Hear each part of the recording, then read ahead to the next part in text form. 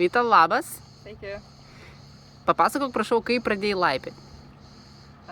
Laipiot pradėjau prieš 10 metų. Šiaip nežinau, kas jis yra, išbandžiau labai daug sportų, niekur iki galo savęs netradau. Kol vieną dieną kolegė pradėjo pasakoti Vilniuje, kaip jinai lipa neigiamą sieną. Man tai kažkoks kosmosas nuskambėjo. Sakau, aš irgi noriu pabandyti. Tai va, pabandžiau ir pasilikau čia. Tai turbūt pirmas sportas, kuriame pasilikau ir nenoriu iš jo išeiti.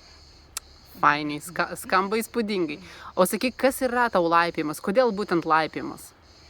Čia toksai labai gilus klausimas, kai kurį sunku atsakyti galbūt keliais žodžiais, nes laipimas, visų pirma, tai yra sportas man, yra gyvenimo būdas, yra hobis, laisvalaikis. Man taip pat laipimas yra namai ir šeima, nes čia atradau savo esamą vyrą prieš 8 metus.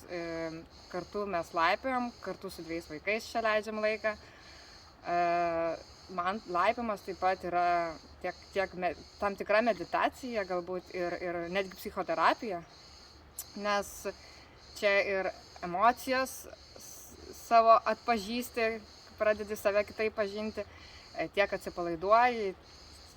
Nesunku gal labai čia tiksliau kažkaip įvardinti, bet visas šitas nebūtų be gero trenerio, kuris lydėtų tave visam šitam kelyje, padėtų nuo plano sudarimo, padėtų nuo norų išsiaiškinimo.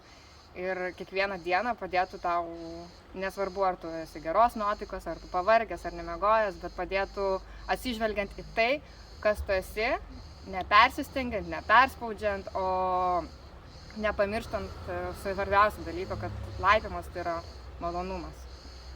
Tai gal taip. Nuostabu. Ačiū tau labai. Ačiū.